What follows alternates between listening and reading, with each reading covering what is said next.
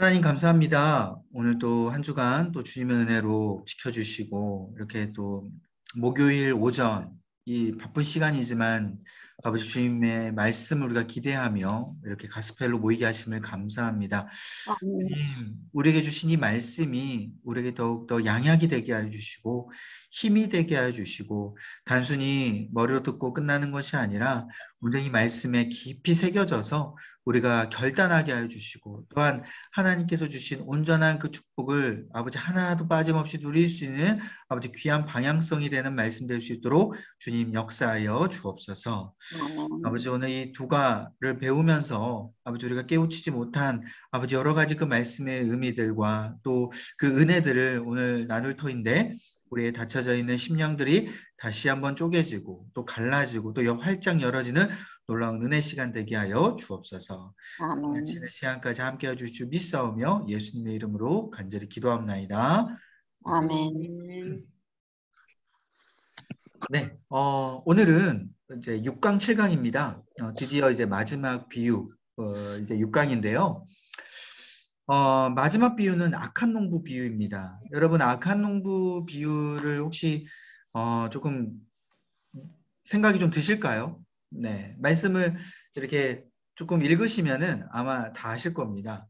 어떤 비유이죠? 우리 간단하게 스토리만 이야기해 보자면, 예수님께서 비유를 말씀하실 때 하나님의 나라에 대한 그런데 포도원을 운영하는 그 농부의 주인 그 부분을 목돈이 같이 얼마나 비유로 이렇게 한 건데요. 없는 거 아니야? 네, 그러잖아.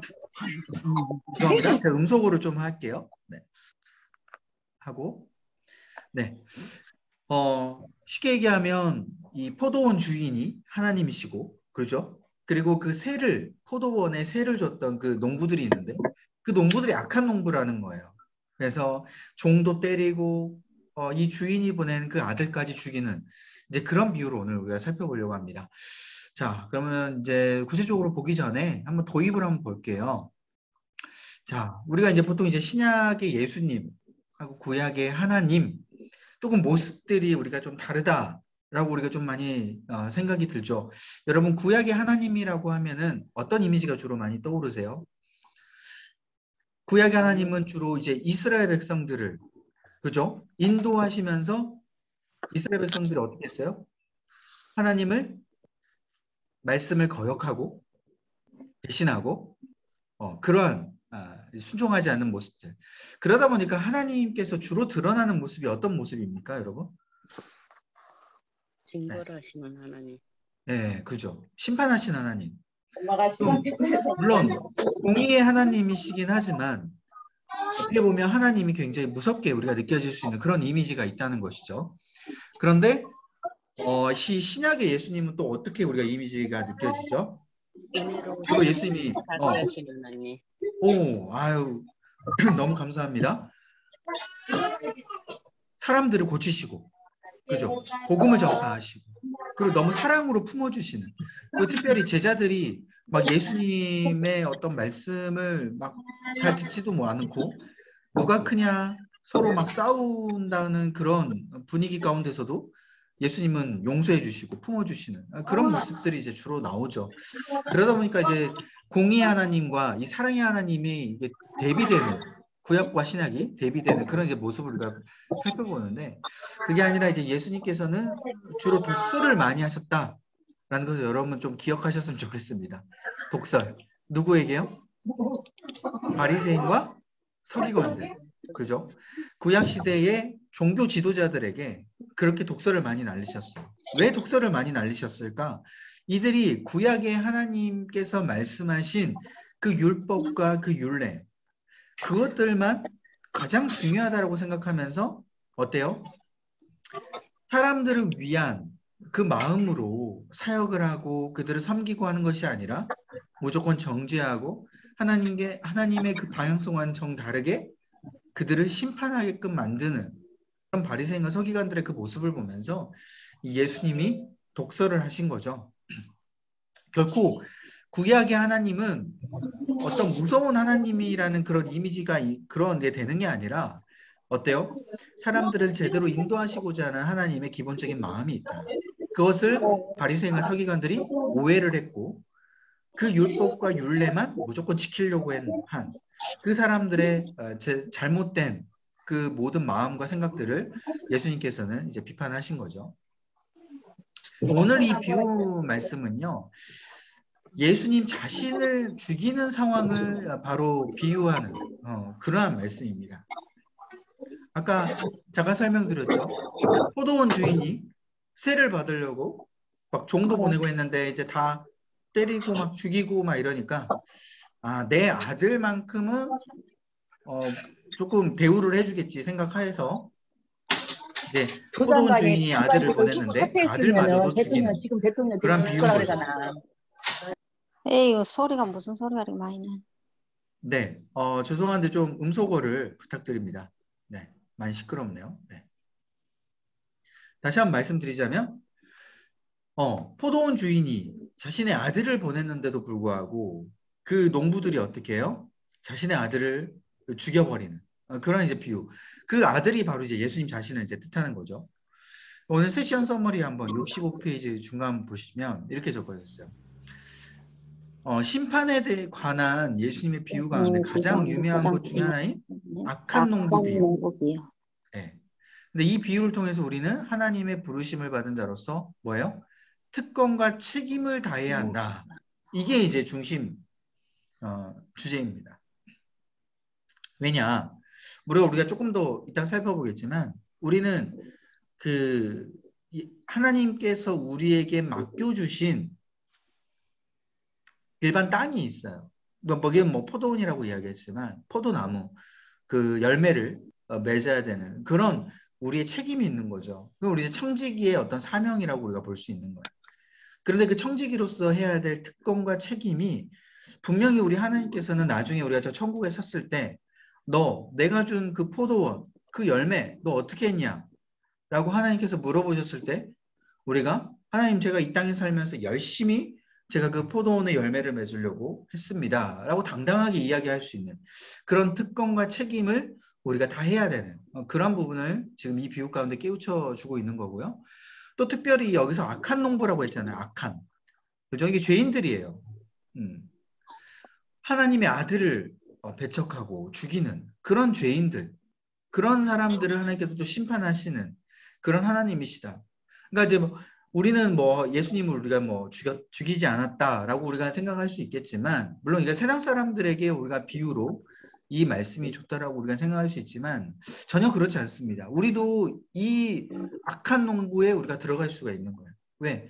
우리가 진짜 실제로 우리가 십자가에 예수님을 못 박지는 않았다고 하더라도 우리가 살면서 어때요? 하나님의 마음을 우리가 대못 박는 일을 얼마나 많이 합니까? 그죠?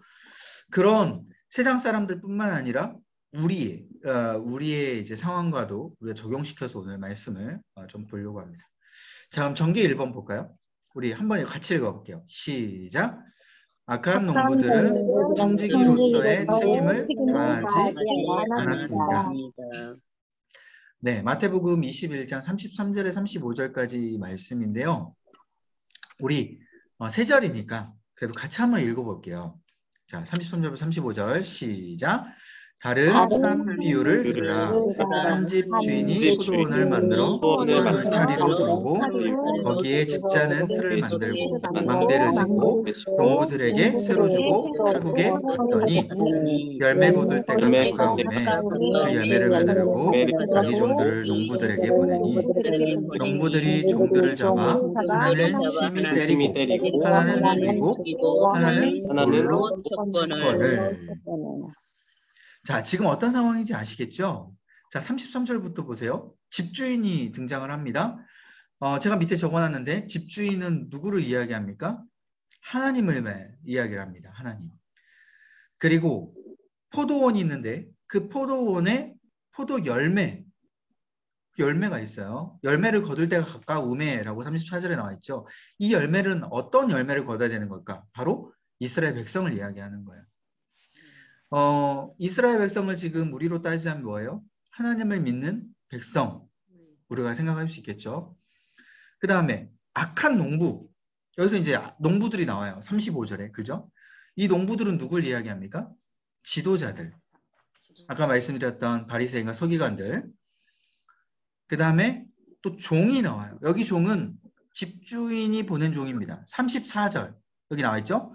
자기 종들을 농부들에게 보내니 라고 나와 있죠. 이 종들은 집주인의 종이에요. 그러니까 하나님의 종이죠. 그래서 지금으로 따지자면 누구를 보내는 겁니까?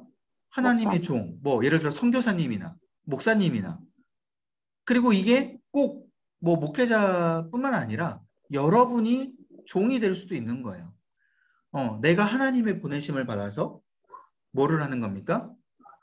그 사람들에게 복음을 전하는 거죠. 그래서 이런 역할을 우리가 먼저 생각을 하고 이 비유를 우리가 좀 보려고 하는데요. 그래서 보시면 집주인이 지금 포도원이 있어요. 포도원을 만들어 놓고 여기 보시면 농부들에게 새를 줬다라고 나와 있어요. 새. 여러분 새를 줬다는 게 어떤 뜻인지 아시죠? 월세를 받는 거예요. 월세. 뭐 꼭 월에 한 번씩 받았다라고 볼 수는 없겠지만 아무튼 매번 농사를 짓는 그 대가로 세를 받는 거죠. 그런데 여러분 생각해 보세요. 여기 지금 농부들은요. 원래 이런 세를 받을 만한 위치에 있는 사람들이 세를 줄 만한 그래서 농사를 지을 만한 그런 위치에 있는 사람들이 아니었어요. 원래 제가 밑에 적어놨는데 원래 이런 사람들은요. 머무는 곳도 없었던 사람들이에요. 그리고 떠돌이하는 그런 사람들을 하나님이 어떻게 한 거예요? 택하신 거예요. 뭔가 잘하는 사람들을 택하셔가지고 너가 농사를 지어라 라고 세를 준 게 아니라 불쌍하니까 긍휼한 마음으로 이들을 데리고 와서 포도원에 이 포도 열매를 이 농사를 지을 수 있도록 세를 준 거죠. 그러니까 봐봐요. 지금으로 따지자면 노숙자예요. 집도 없는 길거리 떠돌이하는 그런 분들이 어떻게 해요? 갑자기 택함을 받아가지고 회사에 들어가서 취직해서 열심히 일을 하게끔 돼버리는 그런 상황인 거죠. 이게 얼마나 은혜입니까? 그죠? 그런데 이런 사람들이 청지기로서 이제 사명을 받았다는 거예요. 이제 내가 열심히 이제 일을 해야 되지 않겠습니까? 그리고 그 세를 줘야 되지 않겠습니까? 그죠? 그런데 그 주인의 그 은혜를 잊어버리고 어때요? 자신이 청지기로서의 역할을 다하지 않았다는 거예요. 그래서 35절 보세요. 이제 주인이 자기 종들을 농부들에게 보냈어요. 이제 세를 받으려고. 그러니까 35절에 보니까 뭐라 그래요? 하나는 심히 때리고 하나는 죽이고 하나는 돌로 쳤다라고 나와 있어요. 지금 같으면 살인을 저질렀는데 이게 뭐 단순한 살인입니까? 이게 배은망덕한 진짜 자기 자신을 거저준 그런 사람에게 은혜를 갚지 않는 그죠? 그래서 밑에 보시면 이 청지기로서의 의무 보시면 종의 위치로서 자신에게 맡긴 농작물을 잘 관리해야 되고요.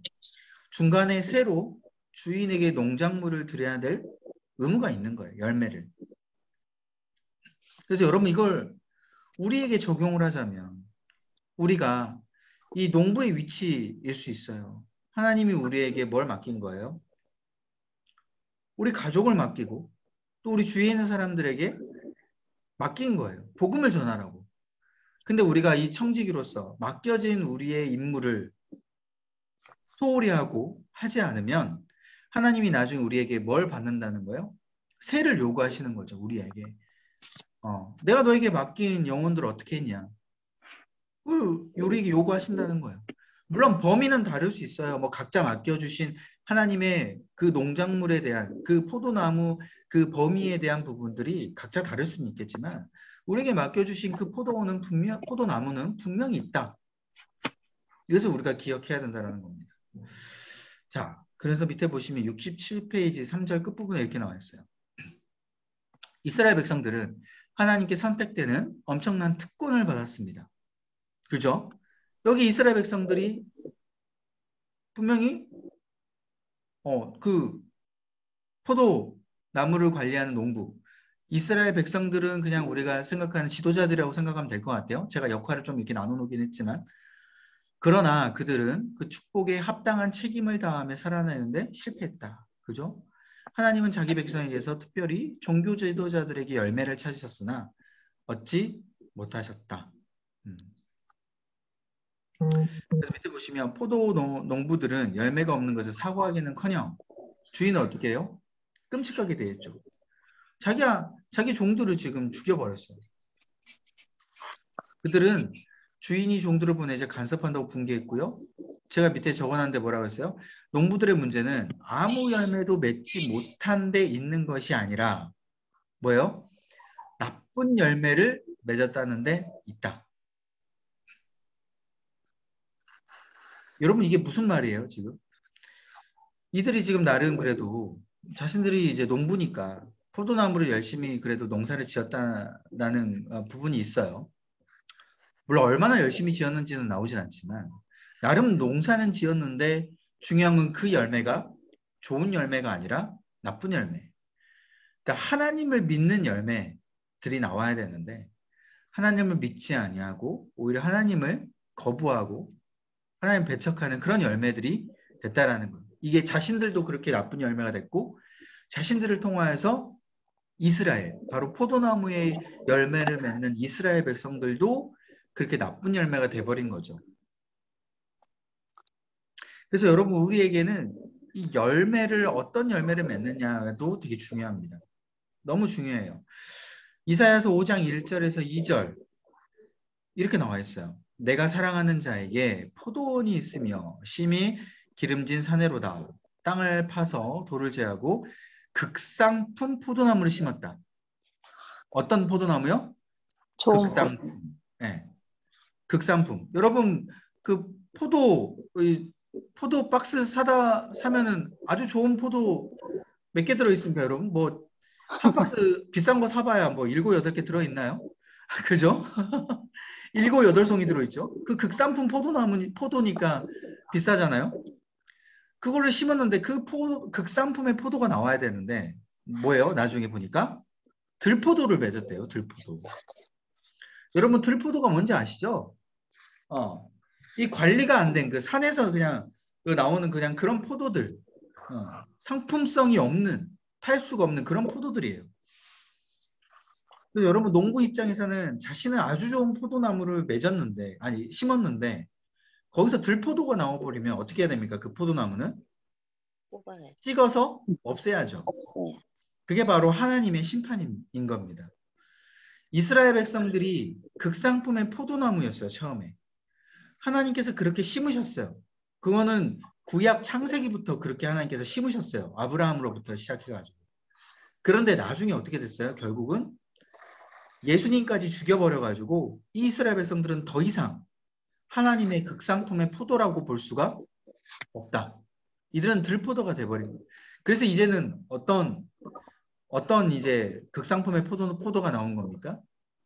이제 예수 그리스도를 믿는 우리 모두가 하나님으로부터 이 은혜를 얻고 우리는 극상품의 포도가 되어 가는 겁니다. 그죠?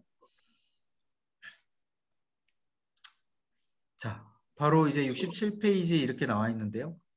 우리가 하나님의 포도원에서 하나님의 백성에 주어진 특권을 누리는 동시에 특권, 뭔지 아시죠? 특권. 우리 하나님의 백성은 특권을 누려요. 지금 하나님께서 주시는 물도 먹고 햇빛도 먹고 나름 잘 자라는 그런 특권을 받았는데 그만큼 우리는 막중한 책임, 바로 열매를 맺는 책임, 그게 우리에게 있다라는 것이죠. 근데 중요한 건 우리가 뭐예요? 청지기임을 우리가 잊어버려요. 아, 내가 하나님 앞에 이러한 그 맡겨진 영혼들, 내가 이렇게 열매를 맺어야 되는 부분들을 내가 잊어버린다는 겁니다. 청지기로서. 그래서 우리가 청지기를 기억할 때에 우리가 최선을 다할 수 있는 거예요. 이게 내 거라고 생각하면은 어떻게 됩니까? 내가 마음대로 쓰게 되는 거죠. 그래서 여러분 우리에게 꼭 영혼뿐만 아니라요. 시간도 마찬가지고 재정도 마찬가지입니다. 이런 것들을 우리에게 하나님께서 주셨어요. 시간도 주시고 재정도 주시고. 그런데 우리가 이걸 다 내 거라고 생각한다면 내 마음대로 사용하게 되어 있다. 자, 그래서 밑에 질문 보시죠. 그리스도인은 어떠한 열매를 맺어야 됩니까? 여러분 자신을 먼저 생각해 보고요. 내가 내 자신의 어떤 열매를 맺어야 될지, 그리고 내 주변에 있는 사람들이나 환경 가운데 내가 어떤 열매를 맺도록 내가 해야 될지, 이거 각자 아마 좀 다르실 겁니다. 그 부분을 여러분들이 시간 내셔서 적으시면 될 것 같고요. 자, 전개 2번 우리 같이 읽어보도록 할게요. 시작. 악한 농부들은 농부들은 하나님의 하나님의 경고와 경고와 하나님의 아들을 아들을 거부했습니다. 거부했습니다. 자, 이제는 이 종들만 그동안에 죽였는데, 자, 이제는 하나님의 아들을 죽이는 장면이 나옵니다. 자, 37절에 한번 보세요. 뭐라고 포도원 주인이 자기 아들을 보내냐? 뭐예요? 내 아들은 존대하리라. 약간 기대가 있었어요. 존대하리라 라는 기대가 있었다라는 거예요. 근데 일단은 하나님께서 놀랍게 계속해서 지금 인내심을 발휘한 거를 여러분들이 좀 아셔야 돼요. 68페이지 이렇게 나와 있어요. 하나님의 심판에 있지만 포도원 주인이 놀라운 인내심을 발휘하고 있다. 그래서 종들을 죽였음에도 불구하고 하나님께서 마지막 최종적으로 아들까지 보내는 이제 그 결단을 하시게 된 거죠. 그래서 그 아들을 보낼 때 어떤 마음이었어요? 내 아들은 존대하리라. 그런데 여러분 한번 생각을 해보세요. 하나님이 예수님을 이 땅에 보내셨을 때 자신의 아들 바로 예수님이 죽으시리라는 거, 그러니까 십자가에 달려 돌아가시리라는 거를 아셨을까요? 모르셨을까요? 아셨어요. 뭐 이건 너무 당연한 이야기죠. 왜냐하면 예수님이 십자가에 달려 돌아가셔야지 구원이라는 그런 위대한 사명을 이룰 수 있기 때문에 하나님은 당연히 그 사명을 위해서 아들을 보내신 거죠. 근데 왜 여기서는 내 아들은 존대하리라 라는 식으로 이야기를 했을까? 보시면 요한복음 1장 29절, 책에도 나와 있는데 1장 29절에 이렇게 나와 있어요. 세상 죄를 지고 가는 하나님의 어린 양으로 보냈다. 자, 여기서는 뭐 특별히 이 말씀은 나오진 않지만 여러분 제가 밑에 적어놨어요. 하나님께서는 이미 이스라엘 지도자들이 예수님을 죽일 걸 알면서도 이스라엘 지도자들에게 나름 예수님을 대하는 것에 있어서 기회를 주었다라고 나와 있죠. 기회. 여러분 한번 생각해 보세요. 예수님이 죽으실 거라는 거 이미 알고 계셨고 보내셨어요. 근데 만약에 죽으실 거를 이미 알면서도 내가 예를 들면 하나님께서 알면서도 이제 예수님을 딱 보냈다. 보냈는데 직접 막 사람들이 예를 들어서 이 기회가 없이 그냥 우리는 바로 그냥 우리는 예수님을 죽여버려야지 하고 만약에 기회를 주지 않고 예수님이 뭐 예를 들어 태어나자마자 사람들이 바로 죽여버려요. 예수님이 복음을 전하는 기회도 없고 뭐 예를 들어 예수님이 너희들 예수님 죽일 거지? 하면서 하나님이 일부러 확정을 지어놓고 다 일을 하셔요. 그럼 여러분들 그 예수님을 만약에 죽였다고 하더라도 그 죽인 사람들 입장은 어떤 이야기를 할 수 있어요? 주님, 저희들에게 회개할 기회를 안 줬잖아요. 예수님의 말씀을 들을 기회를 안 줬잖아요. 종들을 예수님의 아들을 우리가 제대로 믿을 기회를 안 줬잖아요. 라고 변명을 할 수 있다는 거예요. 그러니까 하나님께서는 하나님의 마음은 속아주면서 그러니까 속으면서도 한번 기회를 주는 거예요. 그래서 존대하리라는 표현이 뭐냐면 진짜 예수님을 안 죽일 것이라는 어떤 기대감으로 보낸 게 아니라 쟤들이 죽일 걸 알면서도 그래 내가 기회를 한번 주자. 저들이 더 이상 할 말 없게 아들을 믿을 수 있도록 내가 기회를 한번 주자. 그래서 예수 그리스도를 이 땅 가운데 공생의 기간을 허락하셨고 예수님이 분명히 하나님의 아들이라는 것을 충분히 나타내실 수 있도록 그래서 그 시간 가운데 믿으실 수 있도록 하나님이 허락을 하셨다라는 거예요. 이해되시죠? 근데 여기 보면 뭐예요? 선지자들과는 다르게 하나님의 아들이신 예수님을 구주로 받아들이지 않는 것에 있어서 하나님이 이제 자비가 없다. 마지막 기회는 끝난 거예요. 아들을 죽임을 통하여서 이제 더 이상 하나님의 기회는 없습니다. 그죠? 그리고 보시면 이 악한 농부의 모습 한번 보세요. 38절에 뭐라 그랬어요? 그 아들을 보고 서로 말하되 이는 상속자다. 그죠? 자 죽이고 그의 유산을 차지하자 라고 이야기했죠. 그러니까 밑에 보시면 제가 적어놨는데 악한 농부들은요. 이 주인의 아들을 모르고 죽인 게 아니에요. 올 때부터 뭐예요? 쟤는 종이 아니라 아들이구나 라는 걸 이미 알고 있었어요. 상속자다라는 걸 알고 있었어요. 그래서 바로 이 아들을 죽이고 유산을 갈취하려는 그런 목적으로 이제 아들을 죽인 거죠.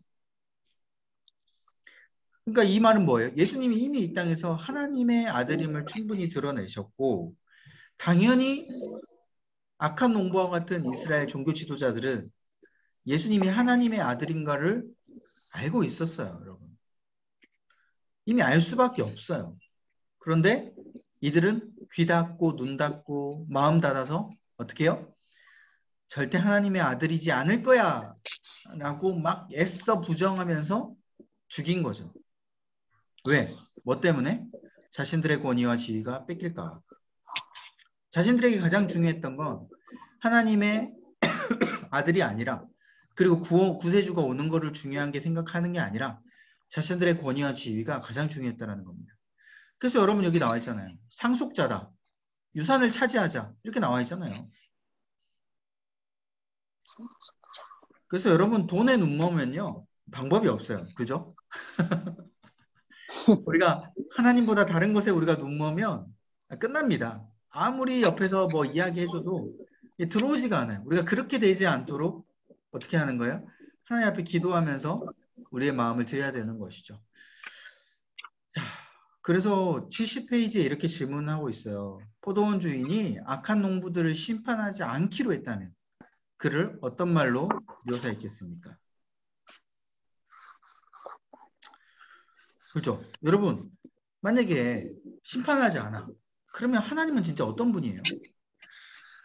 이거는 공의로운 하나님이 될 수가 없는 거죠. 네. 제가 여기 적어놔요. 악행에 대한 분별함도 없고요. 주인과 아버지로서의 책임감과 사랑도 없는 거예요. 왜? 분명히 자기 아들이 죽었는데 가만히 있는 부모가 어디 있습니까? 당연히 사랑한다면 심판해야 되는 겁니다. 그게 제대로 된 마지막 아버지에 대한 책임감과 사랑이 있는 것이죠. 그리고 악행에 대한 공의로운 하나님. 분명히 그런 하나님이 우리 가운데 필요하다라는 거예요. 자, 그 농부들이 벌을 받는 것이 합당하다고 생각하는 이유는 무엇입니까? 이건 너무 당연한 이야기죠. 네. 아들을 죽였고 종들을 또 때리고 죽였고 이 뭐예요? 하나님에 대한 온전한 거부. 이거는 단순히 열매를 맺지 않는 것을 뛰어넘어선 거부입니다. 그래서 여러분 이거는 우리가 착각하면 안 돼요. 이 농부들이 심판당한 이유가 온전히 열매만을 맺지 않아서 심판당했다가 아니라 뭐예요? 하나님에 대한 거부예요.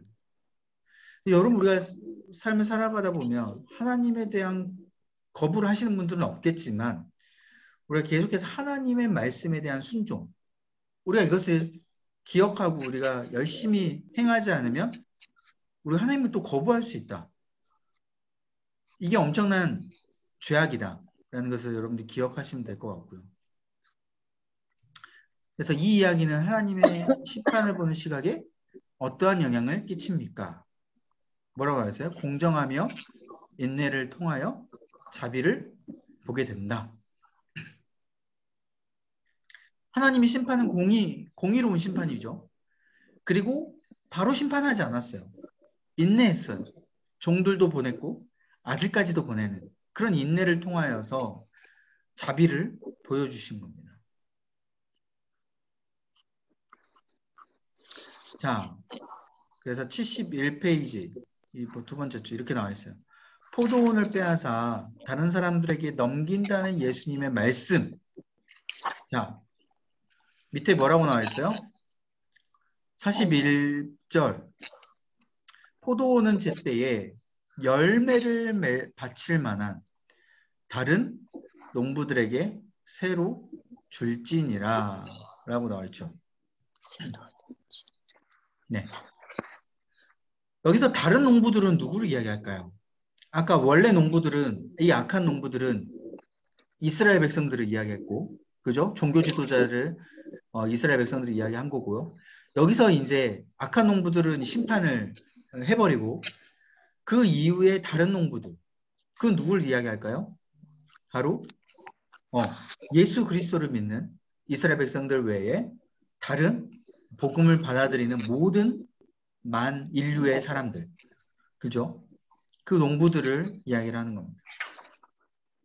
그래서 여러분 똑같이 우리가 이스라엘 백성들이 아니죠. 우리 한국 사람이잖아요. 그죠? 그죠? 우리는 다른 농부들이에요. 원래 농부들이 아니에요. 그러니까 우리도 어떻게 해요? 제때의 열매를 맺힐 만한 우리가 농부가 된 거예요. 그래서 우리도 새로 내줘야 되는, 우린 청지기의 사명을 받았고, 우리도 앞선 농부들을 보면서 어떤 생각을 가져야 돼요? 아, 우리도 잘못하면, 우리가 잘못해서 하나님을 거부하면 우리도 저렇게 심판을 당할 수 있겠구나 라는 것을 분명히 알아야 된다는 거예요. 이게 바로 여기서 이야기하는 겁니다. 그래서 여기 나와 있죠. 부활하신 예수님을 통하여 포도원을 다시 세우는 거예요. 예수님이 다시 살아났어요. 그 다시 살아나신 그 예수님을 믿는 많은 다른 농부들을 다시 청지기의 사명을 받고 그 아들을 통하여서 포도원을 다시 한번 세우는 그런 하나님의 이 비유에 대한 말씀인 거죠.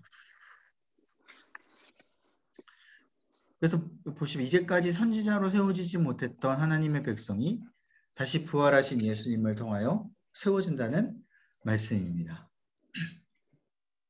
그래서 우리가 이렇게 새로 열매를 맺어야 되는 청지기, 그리고 선지자라는 뭐 표현도 있는데 우리가 그러한 역할을 우리가 감당해야 된다라는 거고요. 자, 그 다음에 마지막 전개 3번 같이 읽어보도록 할게요. 시작! 악한 농부들은 자신의 악한 계획 때문에 하나님께 거절당합니다. 자, 악한 계획 때문에 하나님께 거절당했다.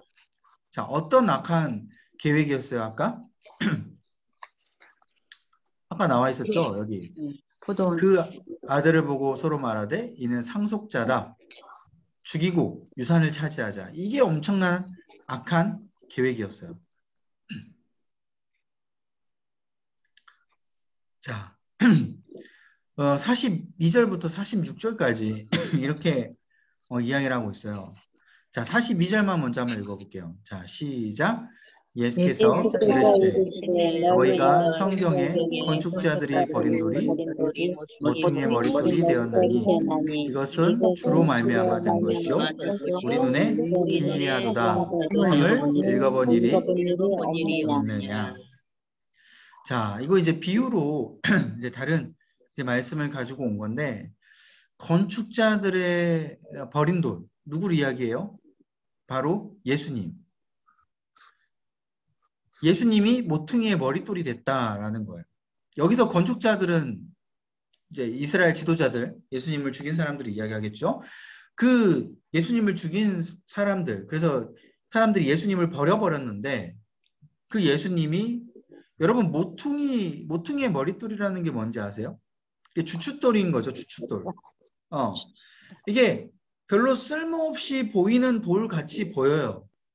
그런데 모퉁이에서 주춧돌이 돼가지고 어떻게 해요? 중심을 잡아주고 건물에 무너지지 않도록 중심을 세워주는 돌이 바로 이 모퉁이의 머릿돌이라는 겁니다. 그래서 원래는 건축자들이 그걸 몰라, 예수님은. 이 모퉁이의 머릿돌이라는 거를 몰라. 그래서 그냥 함부로 쉽게 버린 거죠. 근데 그 버린 예수님께서 이스라엘 나라를 새롭게 중심이 되어서 세워주셨다. 라는 거고요. 여러분 이게 잠시 잠깐 사탄의 승리처럼 보이기도 합니다. 왜? 예수님이 돌아가시는 모습만 보면 사탄이 이긴 것처럼 보이죠. 그죠? 그래서 여러분 이 역사에 있어서요. 사탄의 승리가 3일천하입니다. 3일천하. 그래서 사탄은요. 이제까지 승리한 적이 3일밖에 안 돼요. 인류의 역사상. 왜? 예수님을 죽인 딱 그 3일. 그리고 3일 이후에 예수님이 부활하셨기 때문에 그 부활하신 예수님 앞에 승리가 오게 되는 것이죠. 근데 결국은 이게 하나님께서 승리하신 것을 분명하게 이야기하는 거예요. 그래서 여러분이 3일천하라는 건요. 우리 인생 가운데 있어서 꼭 뭐 하루 이틀 3일 그거를 이야기하는 게 아니라 우리 인생의 어떤 기간 가운데 굉장히 힘들고 패배한 것처럼 보이는 그 기간이 있을지라도 결국 우리에게는 하나님의 승리가 오게 된다라는 것을 분명하게 이야기를 해주고 있는 거예요. 그래서 43절에 이렇게 이야기하고 있어요. 하나님의 나라를 너희는 빼앗기고 그 나라의 열매 맺는 백성이 받으리라. 그래서 우리가 지금 당장 사탄에게 패배한 것처럼 보였는데 그래서 어떤 사람들은 에이 사탄에 패배했으니까 그냥 놔둬버려야지 망했다 이렇게 생각해서 열매를 맺지 않고 자기 마음대로 사는 사람들은 어떻게 되는 거예요? 하나님의 나라를 빼앗기는 거예요. 근데 내가 그 열매를 끝까지 기다리며 인내하며 하나님 앞에 나아가는 사람들은 어떻게 되는 거예요? 하나님의 나라를 열매를 맺게 되고 하나님의 나라를 받게 된다. 그걸 이야기하는 것이죠. 자, 그래서 하나님의 인내를 하지 못하고 하나님의 나라를 끝까지 거부하고 했던 사람들은 이렇게 표현합니다. 44절. 이 돌이 사람 위에 떨어지면 그를 가루로 만들어 흩으리라. 가루로 만들어 버린대요, 여러분. 여러분 돌이 가루가 되면요 어떻게 돼요? 더 이상 쓸모가 없게 되는 거죠. 왜? 하나님의 나라 가운데 돌로 쓰임을 받아야 되는데 차근차근 돌로 이렇게 쌓여져야 되는데 가루로 되는데 그 가루를 어떻게 세우겠습니까? 그죠? 더 이상 끝나는 거예요. 그래서 완전히 흔적도 없이 사라지게 된다라는 거고요. 그래서 이게 제가 밑에 그 밑줄 치진 않았지만 45절에 재밌는 표현들이 있어요. 대제사장들과 바리새인들이 이 비유를 듣고요. 자기들을 가리켜 말씀하신 줄 알고 라는 표현이 있죠. 그러니까 이미 다 알고 있어요. 대제사장과 서기관들이 이미 예수님은 하나님의 아들이겠다. 알고 있었단 말입니다. 자기들이 이렇게 예수님을 버리고 죽였다라는 것도 알고 있어요. 나중에는. 결국 사도행전을 넘어가서 보시면요. 뭐 스데반 집사님이나 뭐 사도들이 예수님에 대해서 전했을 때 그 예수님을 죽였던 종교 지도자들이 어떻게 이야기합니까? 예수님에 대해서 더 이상 전파하지 말라고 금하고 거기서 사도들을 협박하잖아요. 그런 장면들이 왜 그래요? 예수님이 하나님의 구세주인 걸 이미 알고 자신들이 죽였기 때문에 이제 여기서 자신들이 인정을 못하는 거예요. 하나님의 아들임을 인정을 하는 순간 자신들은 뭐가 되는 거예요? 죄인이 되는 거예요.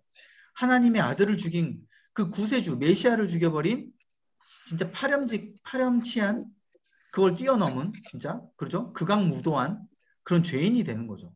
그걸 이미 자신들이 알고 있었기 때문에 인정하기 싫은 거예요. 그래서 예수님을 더 이상 전하지 못하도록 그렇게 협박을 하는 것이죠. 그래서 여러분 이게 참 안타까운 게 뭐냐면요. 우리가 세상 사람들한테 뭐 여기는 뭐 좀 번의 이야기지만 우리가 세상 사람들에게 예수님을 전하고 복음을 전할 때 그런 사람들 있잖아요. 나는 하나님이 절대 없다고 생각한다. 예를 들면. 그래서 만약에 내 앞에 하나님이 하늘로 구름을 타고 내려오시는 모습을 보인다면 내가 그제서야 하나님을 믿겠다. 뭐 이런 분들도 있잖아요. 그죠? 근데 만약에 생각해 보세요. 만약 그런 분들에게 진짜 하나님이 구름을 타고 내려오시고 막 큰 음성으로 웅장한 음성으로 나는 하나님의 내내 아들이 나다 막 이렇게 하면은 그 사람들이 믿을까요? 안 믿어요. 아니요. 네, 안 믿는다고 봅니다. 분명히 하나님이 이야기하셨어요. 그 예전에도 죽은 나사로 여러분 말씀 기억나시죠? 거지 나사로. 여기 나사로는 그 마리아의 오빠 나사로 말고 그 거지 나사로, 부자 앞에서 그 구걸했던 나사로. 그 나사로가 나중에 죽어가지고 아브라함의 품에 안겨 있을 때 부자도 지옥에서 나사로를 보면서 이게 아브라함에게 뭐라고 요청을 해요? 하나님, 지금 내 형제 자매들이 지금 저 세상에서 하나님을, 예수님을 믿지 않습니다. 빨리 나사로를 보내서 저 사람들에게 예수님을 꼭 믿어라고 좀 전했으면 좋겠다 라고 부탁을 하죠. 그러니까 아브라함이 뭐라 그래요? 야, 살아있을 때도 믿지 않았다면, 그래서 하나님의 능력, 그 놀라우신 것들을 보여줬는데도 믿지 않았다면 뭐라 그래요? 지금 이 죽은 나사로가 가도 믿지 않을 거다 라고 이야기하잖아요. 이게 분명한 사실이에요. 그래서 우리에게 분명한 건 이런 안타까움을 우리에게 좀 품고 세상 사람들의 마음이 열어질 수 있도록, 내 주위에 있는 사람들이 진짜 하나님에 대한 마음이 열어지고 믿을 수 있도록 우리가 기도를 많이 해야 된다 라는 것을 우리가 기억하면 좋겠고요. 우리하고 조금 연관이 맺어서 71페이지 질문이 이렇게 나와있죠. 열매 맺지 못하는 것을 감추기 위해 우리는 어떤 식으로 종교적 헌신을 하고 나옵니까? 자, 다시 돌아와서 우리가 한번 생각을 해보시죠. 우리가 악한 농부일 수가 있어요. 그런데 우리가 열매를 맺지 못하고 아까 들포도와 같은 안 좋은 열매들을 우리가 예를 들어 맺었다라는 거 우리가 스스로 알고 스스로 생각이 들었을 때 우리가 어떻게 됩니까? 숨기고 싶은 마음이 있죠. 모른 척. 이대로 살고 싶은 척. 물론 마음에 여러분들 그러진 않으실 겁니다. 그죠? 근데 이게 마음의 양심이 작동되지 않으면 내가 그걸 모른 척, 내가 이렇게 살지 않고 계속 그냥 그대로 살아가는. 그래서 종교적 헌신이라는 게 진짜 하나님을 위한 헌신이 아니라 그냥 내가 숨기고자 하는, 사람들 앞에서만 내가 드러내고자 하는 내가 열심, 그것들이 우리에게 있을 수 있다라는 것이죠. 그래서 하나님 앞에 이야기하죠. 하나님, 저 이렇게 했잖아요. 근데 실제적으로 마음은 어때요? 내가 열매를 맺는데 별로 관심이 없어요. 그런 우리들의 모습을 한번 적용을 해볼 수 있겠고요. 그래서 아주 중요한 말씀이 지금 책에 있습니다. 만일 자기 마음과 삶을 제대로 살피지 못한다면 이 비유를 제대로 적용할 수 없을 것입니다. 자신의 종교적 헌신이나 신실함을 의지하면 하나님의 진노를 피할 수 없습니다. 그래서 마태복음에도 나와 있습니다. 누구든지 주여 주여 하는 자마다 다 천국에 들어갈 것이 아니다. 분명히 말씀하고 있죠. 그래서 여기서 말한 주여 주여는 뭐예요? 종교적 헌신, 그냥 눈에 보이는, 겉으로 드러나는 것, 겉으로 드러나는 그냥 그런 행위들.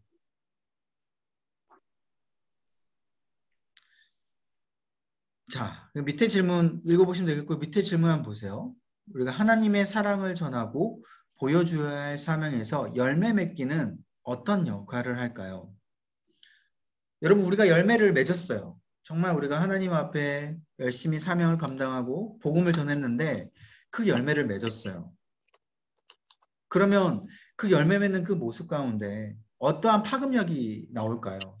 어떠한 영향력이 나타날까?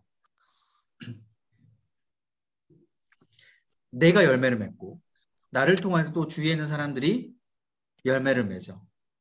그러면 이거를 통해서 어떻게 되는 거예요? 하나님의 나라의 공동체가 세워져 가는 거예요. 공동체가. 그래서 나 혼자서 신앙생활하면서 열매를 못 맺고 그렇게 나 혼자 고군분투하는 그런 모습이 아니라 내가 열매를 맺고 주위에 있는 사람들이 또 열매를 통해서 이 열매를 맺으면 이게 함께 시너지 효과가 나서 어떻게 되는 거예요? 공동체가 더욱더 든든히 세워져 가는 것이죠. 그래서 이게 하나님께서 우리에게 원하신 하나님의 나라의 원래 모습이다 라는 거고요. 자, 결론입니다. 악한 농부처럼 우리가 나쁜 열매를 맺는다며 하나님을 거부하고 살아갔다는 증거가 되며 우리에게 맡겨주신 거룩한 청지기의 사명을 감당하지 못한 것입니다. 예수님을 믿는 그리스도인으로서 이 비유를 생각하며 열매를 맺을 수 있도록 예수님 안에 거하시기를 바랍니다. 아멘. 네, 아멘. 감사합니다. 자, 그 다음에 이제 넘어갈게요. 이제 비유는 이렇게 끝났고요. 드디어 이제 기적으로 넘어갑니다. 이제 7강부터 우리가 13강까지 기적을 볼 텐데, 첫 번째 기적. 어떤 기적이에요? 물로 포도주를 포도주를 만드시. 만든다. 너무 잘하는 기적이시죠? 먼저 도입 부분 들어가 볼게요. 우리의 목적, 우리가 먼저 한번 생각해 봤으면 좋겠다는 겁니다. 어떤 물건들이 다 목적에 맞춰서 제작이 되죠. 제작자들은 그 물건을 분명히 목적에 맞게끔 제작을 해요. 그런데 그 물건을 사용하는 사람들이 그 목적에 맞게끔 사용하지 않으면 그 어떻게 되는 겁니까? 필요가 그 없지. 물건은 그죠? 활용을 제대로 하지 못하는 거죠. 그렇죠? 만약에 예를 들어 여러분들이 지금 주방에서 사용하는 그 식칼을 그죠? 식칼을 이거 뭐 자른다고 생각해가지고 막 종이 자르는 데만 여러분 생각을 쓴다고 한번 생각을 해보십시오. 물론 종이는 잘라질 수는 있겠죠. 그런데 그게 제대로 활용하는 건 아니겠죠. 마찬가지로 우리가 분명한 물건은 목적에 맞게끔 사용해야 된다. 그렇다면 하나님이 우리를 창조하셨는데 인간을 창조하셨는데 그 인간을 만든 목적은 과연 무엇인가? 인간은 원래 어떤 목적으로 우리가 살아야 되는가? 이걸 한번 생각해 보자는 거예요. 책에 나와 있지 않지만 제가 이렇게 질문을 한번 적어봤어요. 여러분, 인간을 만드신 목적이 뭘까요? 왜 하나님께서 인간을 만드셨을까? 여러분, 이거는 조금 교리적인 부분이긴 한데 여러분, 하나님께서는 인간이 없어도 잘 사실 수 있으세요, 없으세요? 있어요. 네, 충분히 잘 사실 수 있으십니다. 그죠? 그리고 그럼 인간이 없으면 외로우실까요? 외롭지 않으세요. 왜? 우리가 알고 있는 삼위일체, 성부, 성자, 성령, 삼일. 한 하나님 안에서 세 분의 이 위격, 이 세 분이 같이 서로 교류하면서 교제하면서 지낼 수 있기 때문에 외롭지 않으세요. 그럼 인간을 도대체 왜 만드셨을까? 뭐 필요가 있으셔서 만드셨을까? 아니라는 거예요. 인간이 하나님을 어떻게?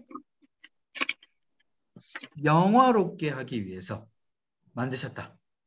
그 영화 안에는 예배를 통한 영화. 그죠? 우리가 하나님 앞에 영광을 드려야 될 목적이 분명히 있는 거예요.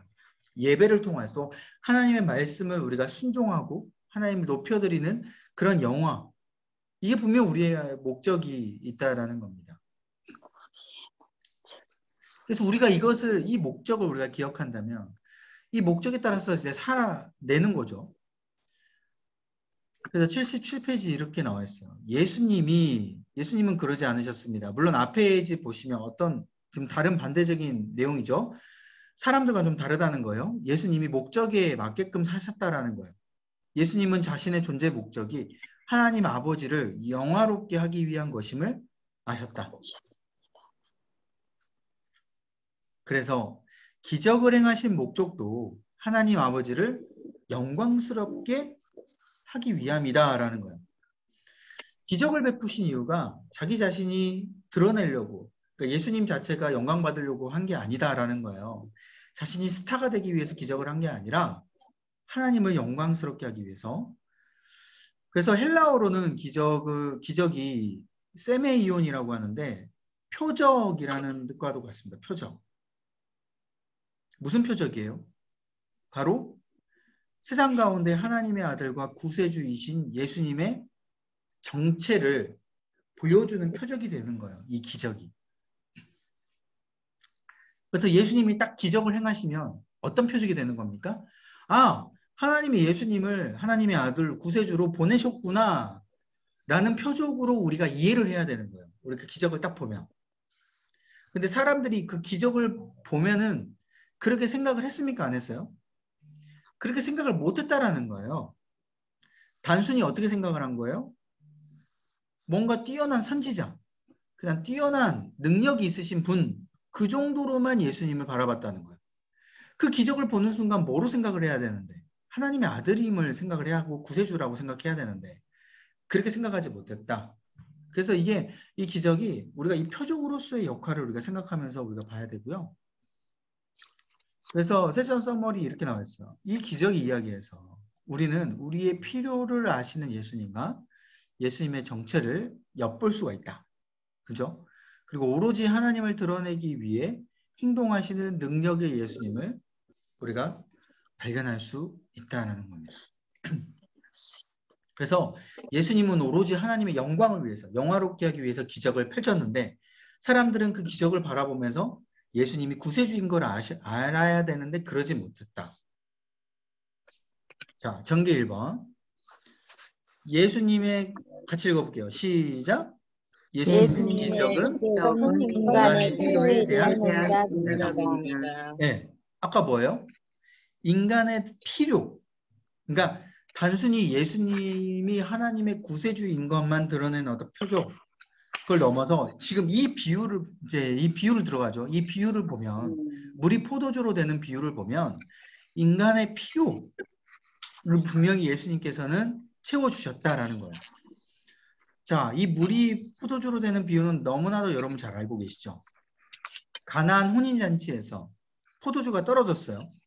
그런데 예수님의 어머니도 계셨고 예수님도 계셨고 제자들도 있었어요.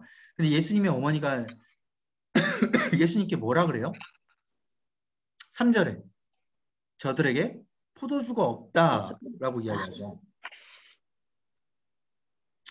자, 먼저 이 요한복음 2장 들어가기 전에 이 요한복음 2장의 이 비유는요. 요한복음에서 가장 드러나는 첫 기적이기도 합니다. 첫 기적. 자, 요한복음 1장에서는 예수님의 정체가 나왔어요.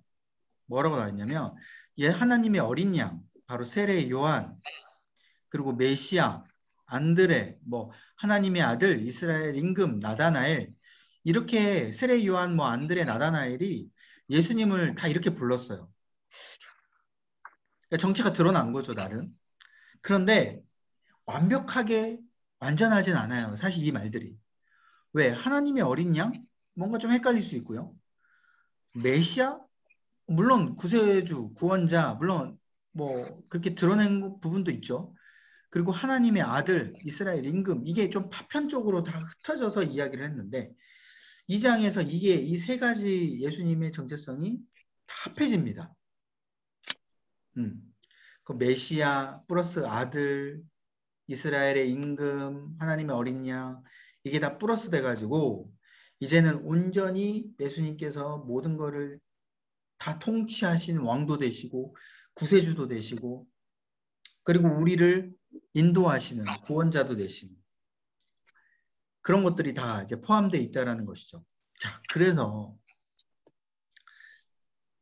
지금 이 혼인잔치를 다시 이제 들어가다 보면 이 혼인잔치에서는 예수님이 이렇게 물로 포도주로 바꿨다라는 이 모든 표적이 이 세 가지를 다 합한 예수님의 정체성이 드러난 표적이고요. 특별히 예수님의 어머니가 이 예수님, 그러니까 마리아죠. 마리아가 예수님께 포도주가 없다라고 하는 요청을 통하여서 예수님이 드러나는 동기부여가 되는 겁니다. 사실 예수님의 어머니가 예수님한테 저들에게 포도주가 없습니다라고 요청하지 않았다면 예수님은 이렇게 표적을 드러내는 것들을 과연 하셨을까라는 의문이 든다라는 것이죠. 그래서 하나님은 이 사람을 통해서 예수님의 어머니 마리아를 통해서 예수님의 정체성이 완전하게 드러나도록 하나님께서 인도하셨고 예수님은 거기에 대해서 분명하게 요청에 응답을 하셨다라는 것이고요. 자, 갈릴리 가나 혼인잔치의 이 상황을 좀 우리가 살펴볼게요. 상황을 살펴보면 이 혼인잔치에 있었던 이 갈릴리 가나 위치가 있죠. 여기 위치는 나사렛이랑 가깝습니다. 여러분 나사렛이 어디예요? 예수님이 잘하신 분. 자라신 곳이에요. 예수님이 태어나신 곳이라고 생각하신 분들 없으시죠? 태어나신 곳은 베들레헴이고, 그리고 예수님이 헤롯 왕 때문에 쫓겨나가지고, 그죠? 도망쳐가지고 나중에 다시 돌아와서 나사렛에서 살았죠. 예수님의 고향이랑 이 가나 혼인잔치, 갈릴리 가나가 가까웠어요. 근데 예수님이 이제 이 공생의 사역을 시작하는 이 시점 가운데 제자들과 함께 여기에 초대를 받은 것이죠. 아직 공생애를 시작을 안 하셨어요. 그래서 자신의 정체성이 이 갈릴리 가나, 이 혼인잔치를 통하여서 완전히 드러나서 그 이후에 공생애가 시작이 되는 겁니다. 아까 말씀드렸듯이. 그래서 이 혼인잔치의 비유는요, 엄청 중요해요. 왜? 예수님의 정체성이 드러나는 잔치이기도 하고, 그리고 공생애가 시작하는 바로 시점이기 때문입니다.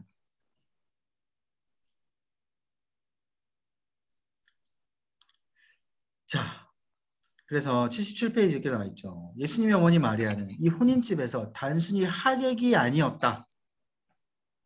그죠? 요청했잖아요. 저들에게 포도주가 없습니다. 라고 요청했잖아요.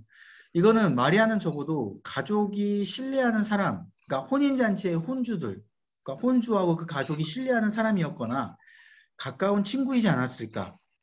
그래서 혼인잔치를 같이 옆에서 돕는 지인이었을 것이다 라는 추측을 하는 거예요. 만약에 같이 지인이거나 친척이면 예수님도 어떻게 되는 겁니까? 촌수로 따지면 예수님도 지인이 있는 거예요. 지인. 그죠? 네. 그러니까 예수님도 그 혼인잔치를 주도하는 사람들과 전혀 연관이 없는 사람이 아니라 거의 지인과 가까운 그런 사람이었다라는 거예요.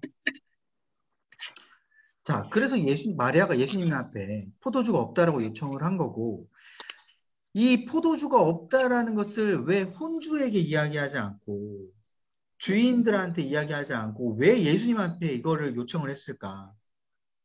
여러분 좀 이해되지 않으세요? 그죠? 예수님을 잘 아시는 분이 마리아이니까. 네. 예수님이 초자연적인 능력을 가지고 있었다라는 것을 분명히 마리아는 알고 있었어요. 그러니까 예수님한테 말을 했겠죠.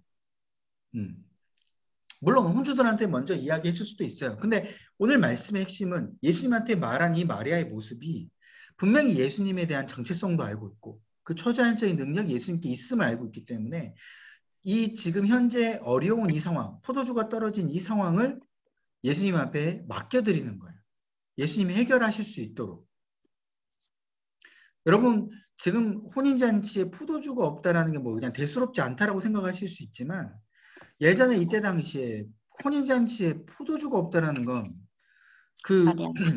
예, 우리 지금으로 따지면 결혼식장에 밥을 안 주는 거랑 마찬가지예요. 네. 뭐 물론 이제 중간에 우리가 코로나 때문에 밥을 안 주는 식장도 있었지만 근데 코로나가 아니면 당연히 식장에 밥이 없다라는 게 말이 안 되죠. 그 정도 급의 지금 상황이라는 겁니다. 포도주가 떨어졌다는 거. 자, 그런 상황을 지금 예수님은 들었죠. 그런데 여러분, 예수님이 어떻게 대답을 했습니까? 자, 4절 보세요. 밑줄 친 것만 읽어볼게요. 시작. 여자여, 나와 무슨 상관이 있나이까? 내 때가 아직 이르지 아니하였나이까. 여러분, 자기 어머니한테 여자여라고 이야기하면 이게 말이 됩니까? 안 돼요. 네. 뭐 우리 한국말로 뭐 XX가 없다라고 이야기할 수 있죠. 자, 이게 예의 없는 대답처럼 느낄 수 있는데 자, 1세기 유대인들에게는요. 이 당시에는 무시하는 말로 들리지 않았어요. 이거는 예수님의 말씀이 무례한 게 아니라 이건 솔직한 거였습니다. 자, 왜 그러냐면 당시 유대인들에게 이 하나님의 아들, 바로 예수님이 하나님의 아들, 이게 나중인 거죠. 그러니까 이때 당시에는 이게 뭔가 무례하게 뭐 받아들일 수도 있겠지만 결국 나중에 시간이 지나서 이거는 예수님이 자신이 하나님의 아들임을 분명히 정체성을 드러내야 될 시점이다. 그렇기 때문에 예수님이 하나님의 아들인데 자신의 마리아한테 어머니라고 부르면 되겠습니까? 안 되죠. 예수님의 정체성은 안 돼요. 누구 아들이에요? 하나님의 아들이에요. 그렇기 때문에 일부러 그걸 구분하기 위해서 예수님이 진짜 XX가 없어서 그런 게 아니라 자신의 정체성을 드러내고자 하는 첫 마디로 여자여라고 이야기한 거예요. 자신이 지금 마리아의 아들이 아닌 하나님의 아들이다. 그리고 자신이 뭐예요? 초자연적인 능력, 바로 이 초능력을 이제 펼칠 때가 됐다라는 것을 이제 시작점으로 이야기를 하신 거죠. 자, 이게 우리에게 과연 예수님에 대한 확신이 얼마나 있냐라는 거예요. 예수님은 나의 이 삶 가운데 초자연적으로 역사하시고 인도하실 그 분이다라는 그 확신이 얼마나 있냐. 밑에 질문 한번 보세요. 하나님을 향한 확신은 기도 생활에 어떻게 드러납니까? 여러분, 우리가 이것을 얼마나 믿고 있느냐에 따라서 우리 기도들이 달라져요. 하나님은 분명히 나를 통하여서 이 역사하실 것이고 분명히 이렇게 보면 나의 힘듦과 어려운 상황들을 분명히 하나님께서 인도해 주실 것이다. 여기에 대한 확신이 있는 사람은 기도할 때 어떻게 기도해요? 너무 간절하게 기도가 돼요. 그리고 그게 어떻게 되는 거예요? 계속해서 기도가 나오게 돼요. 하나님 분명히 도와주실 거죠. 근데 여기에 대해서 절망을 가지고 있는 사람들은 기도가 어떻게 됩니까? 한 번 기도해보고 더 이상 기도가 안 나와. 안 들어주실 것 같으니까. 그죠? 그래서 여러분들이 진짜 기도가 간절하다라는 건 그만큼 내가 뭐 믿음이 없어서 기도가 간절하다라고 뭐 이야기하시는 분들도 있지만 저는 반대로 생각이 들어요. 오히려 하나님에 대한 정체성이 확실히 내가 믿음이 있고 내가 확신이 있기 때문에 그렇게 기도가 간절히 나오는 거예요. 왜? 기도하면 하나님께서 들어주시니까 기도하죠. 기도하는데 안 들어주시는데 누가 기도를 합니까? 이 마리아가 바로 그런 확신이 있었다는 거예요. 예수님의 정체성에 대한 확신. 그러니까 마리아가 들었을 때는 여자여라고 이야기한 건 이게 무례한 말이 아니었어요. 예수님을 그렇게 하나님의 아들로 구세주로 그 정체성으로 바라봤다. 그래서 저들에게 포도주가 없습니다. 라고 요청도 했다. 자, 여러분 우리에게도 이게 필요해요. 마리아는 예수님께 무엇이 부족한지 말하고 처분을 맡겼어요. 우리도 이게 필요하다라는 거예요. 주님, 솔직하게 이야기하는 거죠. 내가 지금 무엇이 부족하고 내가 지금 무엇이 어렵고 주님, 이것을 주님께서 인도해 주옵소서. 그래서 뭐라 그래요, 마리아가? 주변의 하인들에게 예수님이 무엇을 말씀하시는지 그대로 하라라고 이야기했어요. 여자여, 나와 무슨 상관이 있나이까? 라고 이야기했어요. 기분 나빠하는 게 아니라 내 때가 아직 이르지 아니하였나이다 라고 말하는 그 예수님의 거절의 의사 가운데 마리아가 무슨 말씀을 하시든지 그대로 하라 라고 하인들에게 지시를 한 거죠. 예수님을 기대했다는 거예요. 그래서 여러분, 우리가 기도를 할 때 어때요? 하나님이 거절하실 수도 있어요.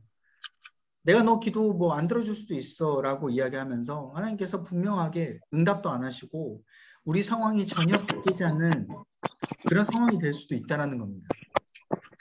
그랬을 때 우리가 뭐라고 대답해야 돼? 하나님 무슨 말씀을 하시든지 그대로 하겠습니다. 라고 우리가 그렇게 해야죠. 그죠? 여기서 우리가 실망하고 기도하지 않으면요. 우리가 하나님에 대한 확신이 없는 거예요. 단순히 하나님이 지금 나를 거절했다고 해서 실망하거나 거기에 대해서 기도하지 않으면 우리는 완전한 믿음의 그 초보자들인 것이죠.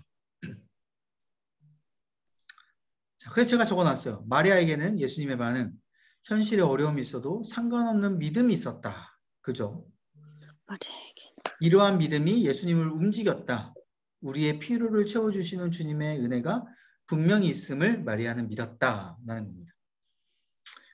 자, 그리고 전기 2번 읽어볼게요. 시작.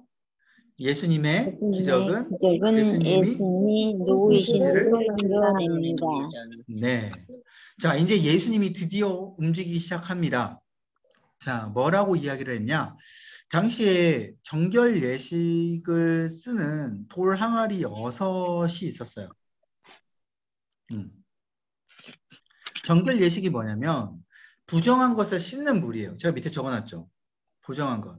여기서 말한 부정한 것들은 예전에 율법에 따라서 안 좋은 것들을 만졌거나 그리고 예를 들어 출산을 해가지고 지금 당장 정결 예식이 필요한 그런 사람들, 이런 어떤 여러 가지 그 부정을 규정하고 있는 그 규례에 따라서 그 부정한 사람들이 다시 정결하게 되도록 씻는 물을 이제 정결 예식에 쓰는 그 물인데, 이 당시에 혼인잔치 그 뒤에 부엌이 아마 있었겠죠. 그런 돌 항아리 6이 있었다라는 거예요. 그래서 예수님이 그걸 아셨어요. 그래서 예수님이 뭐라고 합니까? 항아리에 물을 채우라 라고 명령하시죠. 자, 여러분 한번 생각을 해보세요. 이 항아리에 물을 채우라 라고 이야기를 했는데, 중요한 건 이 항아리의 물이 예수님께서 지금 정체성을 드러내는데 지금 쓰인 거잖아요. 우리가 알다시피 이 물이 포도주로 지금 변한 건데 왜 하나님께서 물을 채우라고 했을까? 그리고 이 물이, 그러니까 단순히 뭐 예를 들어 이 물이 아니라 뭐 다른 것으로 채울 수도 있잖아요. 뭐 우유를 채우라라든지 뭐 아니면 뭐 이렇게 다른 음료도 뭐 예를 들어 있었는지 모르겠지만 다른 걸로 이렇게 채울 수 있잖아요. 근데 여러분 왜 하필이면 물을 채우라고 했을까? 여러분 이 물이라는 거 아까 말씀드렸죠. 정결 예식에 물이 필요해요. 그러니까 우리가 부정을 씻는데 물이 필요하는데요. 이 포도주가 됐다는 건 포도주가 예수님의 보혈의 피를 의지해요. 피를 말씀을 하는 거예요. 정결 예식이 예수 그리스도의 보혈의 피로 변화되게 되면서 우리가 깨끗이 씻음을 받게 되는 거예요. 왜? 다른 것들은 예수님의 보혈의 피로 될 수가 없어요. 왜?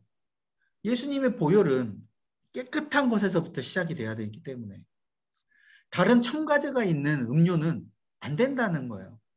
그래서 아무것도 첨가제가 없는 정결 예식에 쓰인 그 물이 오직 포도주, 예수 그리스도의 보혈로 변화되게 돼서 그것을 마시게 되는, 그래서 우리가 깨끗하게 되는 놀라운 그 표적의 의미가 바로 여기 있다라는 거예요. 이해되세요? 제가 여기 뭐 물에 대한 의미는 적진 않았지만 그 물에 대한 의미도 여러분들 기억하시면 될 것 같아요. 그래서 돌 항아리의 이 물은요, 구약시대 때 예수 그리스도의 그 보혈의 피가 없으니까 단순히 구약시대 때 나의 그냥 부정을 씻는 역할을 했지만 이제는 어떻게 해요? 예수 그리스도의 보혈의 피를 먹은 우리, 그 포도주를 먹은 우리는 어떻게 돼요? 영원히 씻기게 되고 더 이상 씻을 필요가 없다. 그 의미가 되는 겁니다. 그래서 정결 예식의 물을 여기 이제 더 이상 돌 항아리가 이제 필요 없는 거예요. 우리가 계속해서 막 씻을 그런 필요가 없고 우리는 예수 그리스도의 보혈의 피만 의지하고 기도하고 나아간다면 우리는 정결하게 된다라는 것이고요. 그리고 또 돌 항아리 6개, 이 숫자가 6개죠. 이게 불완전한 숫자입니다. 불완전한 숫자. 그죠? 여러분 7이라는 게 완전 숫자예요. 근데 왜 여기는 6개로 나와 있을까? 왜 6개를 통하여서 표적을 구하셨지? 마지막에 부족한 그 항아리의 그 물에 대한 그 부분이 불완전한 그 물이 포도주로 변하면 예수 그리스도의 보혈이 되잖아요. 그게 완전한 예수 그리스도의 보혈의 피로 바뀌었다라는 것을 의미해 주는 겁니다. 예수 그리스도의 보혈의 피가 부족한 것을 채워주는 거예요. 한 개의 항아리의 그 놀라운 역할을 예수 그리스도의 보혈의 피가 되는 거죠. 그래서 여러분 불완전한 우리의 인생이 예수 그리스도의 보혈의 피를 만나서 완전한 인생이 된다라는 겁니다. 그것을 지금 말씀하고 있는 거예요. 자, 80페이지에 이렇게 나와 있어요. 예수님은 주문을 외우거나 막 항아리들을 막 만져가지고 물로 포도주를 바꾼 게 아니었어요. 그죠? 그냥 항아리들을 물로 채우려고 한 다음에 어떻게 한 겁니까? 그 물을 떠서 주라라고 이야기를 했죠. 지시를 했어요. 여러분 왜 이렇게 예수님께서 표적을 이렇게 행하셨을까? 여러분 나중에 보면 예수님께서 뭐 병자들을 만지기도 하시고 말씀을 뭐 하시면서 막 이렇게 선포하시기도 하는데 굳이 첫 번째 표적을 그렇게 하시지 않았어요. 왜 그랬냐? 여기 제가 적어놨죠. 어떤 물질을 첨가해서 뭐 화학적 작용을 막 시킨 것도 아니고요. 많은 사람들 앞에서 드러내놓고 말씀하시고 만지신 게 일부러 아니다. 왜 그러냐? 이 기적은 조용히 진행되는 은밀한 기적이었다라는 거예요. 왜? 왜 은밀하게 진행을 했었어야 됐냐? 이거는 대상들이 나와 있어요. 처음에 바로 하인들을 위한 표적이었기 때문이에요. 여러분, 지금 이 표적 가운데 이 모든 상황을 지금 누가 알아요? 물도온 하인들은 알아요. 그런데 9절에 나와 있듯이 연회장은 뭐예요? 알지 못해요. 오직 하인들만 알고 있어요. 예수님이 지시하셔가지고 이렇게 가져다 줬는데 이 물이 포도주로 됐다라는 건 하인들하고 예수님의 어머니 마리아만 알고 있다라는 거예요. 그래서 하인들이 가장 첫 번째 표적을 경험한 사람들이었어요, 사실은.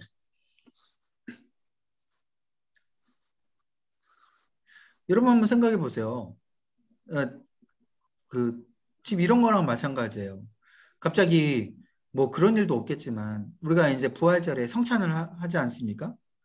부활절에 성찬을 하는데 갑자기 성찬 키트를 나눠줘야 되는데 그 성찬 키트 나눠줄 때 갑자기 포도주가 부족했어요. 그 성찬 키트에 담을. 근데 목사님들이 발이 동동 구르다가 갑자기 담임 목사님이 예수님의 말씀을 들어가지고 거기에 물을 채워 넣어라. 우리한테 시킨 거예요. 갑자기 1시간 전에. 그래서 우리가 물을 채워가지고 성찬 키트를 만들어서 여러분들에게 나눠줬더니 여러분들이 그 성찬 키트를 마시면서 어떻게 되는 거예요? 와, 그 전에 성찬 포도주보다 더 맛있네 하면서 성찬을 받았단 말이에요. 그 누가 알아요, 지금 이 사실을? 우리 목사님들만 알잖아요.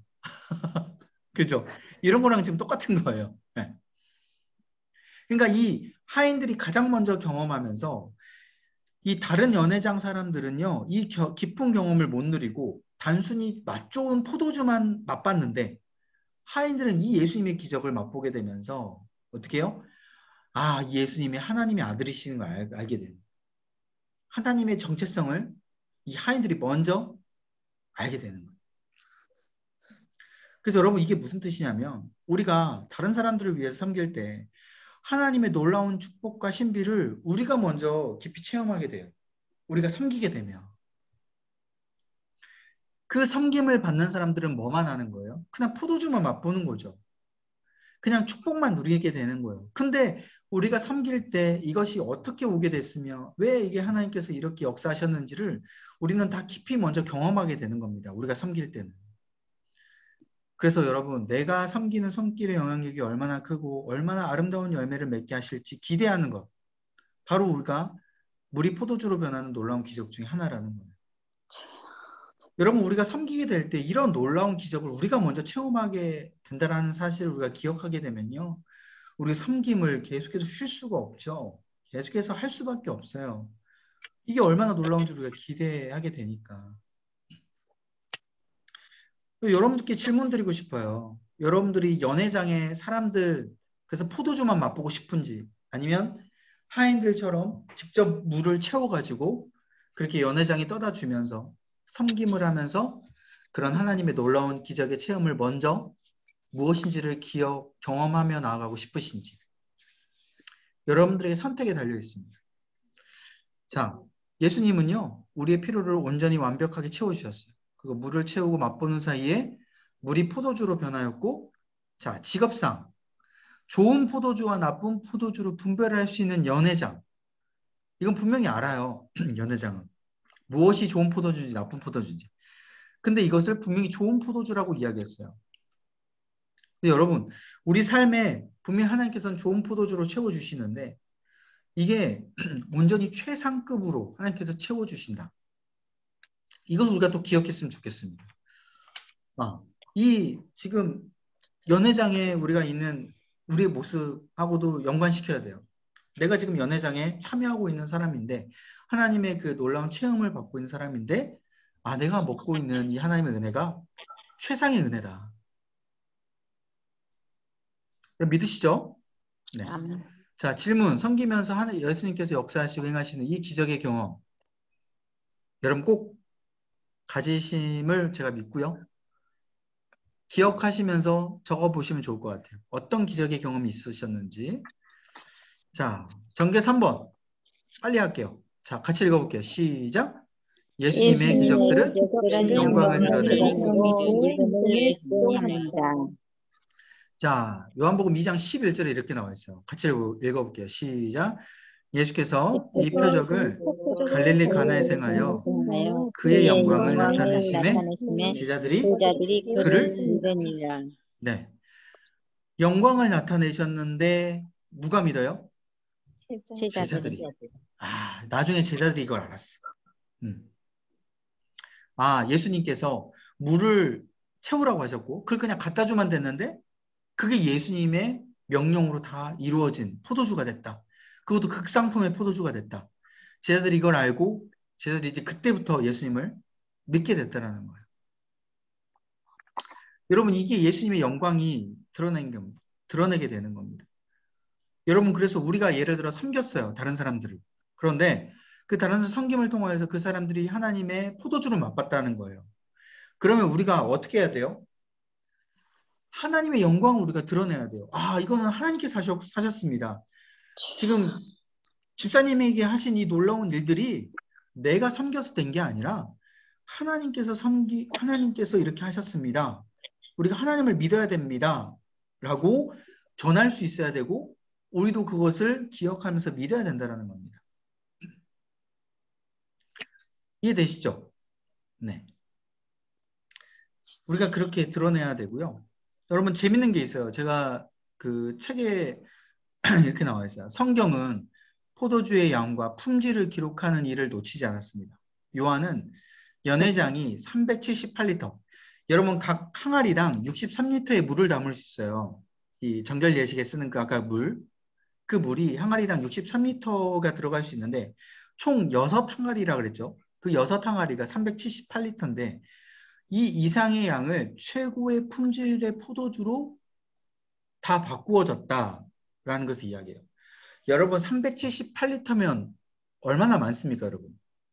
그죠? 1.5리터 페트병이 벌써 몇 개나 있어야 돼요, 여러분. 그죠? 네. 거의 뭐 한 200개 정도 이상이 있어야 되는데 그 많은 맛 좋은 포도주가 순식간에 나타났다는 거예요.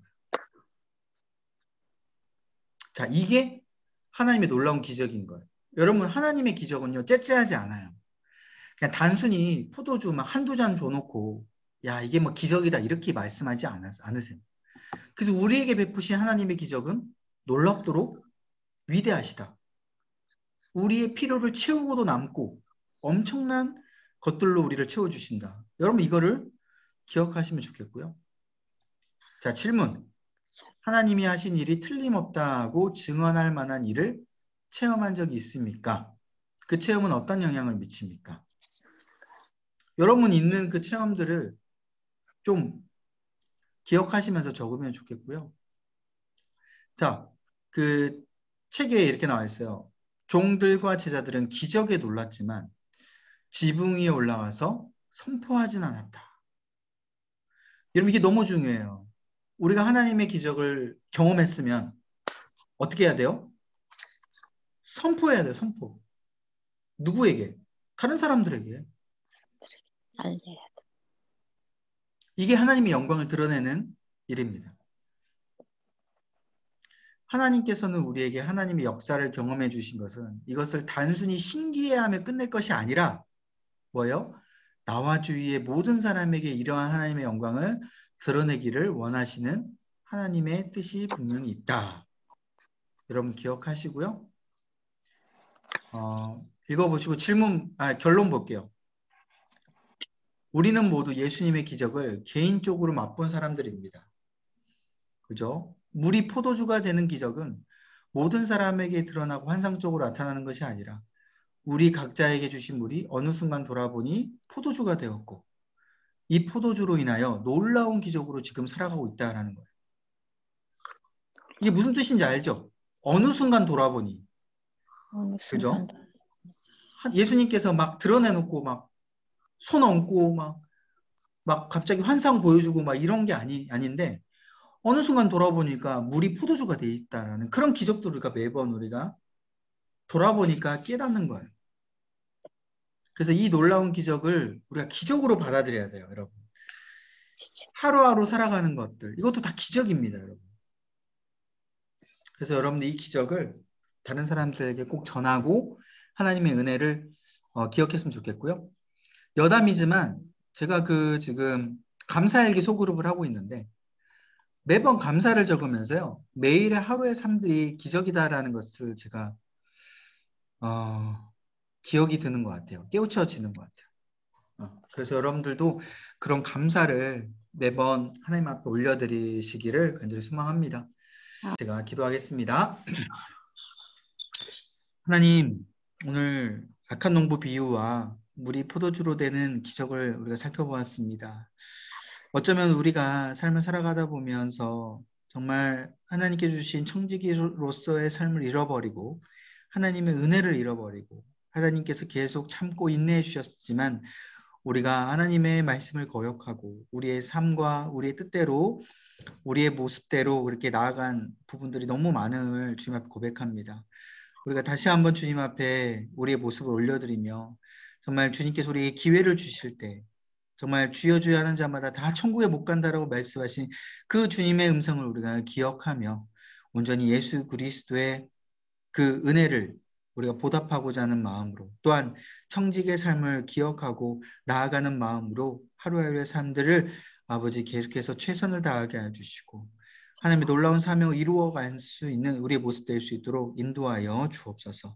아멘. 또한 우리에게 주셨던 이 놀라운 기적들, 이 은혜들을 우리만 품는 것이 아니라 주변에 있는 사람들에게 전하게 해주시고 그 사명을 잘 감당하며 전했을 때에 아버지 주위에 있는 많은 사람들이 하나님의 영광을 바라보며 주님 앞에 나올 수 있도록 주님 우리를 사용하여 주옵소서. 아멘. 다음 시간까지 함께해 주시 믿사오며 예수님의 이름으로 간절히 기도합나이다. 아멘. 아멘.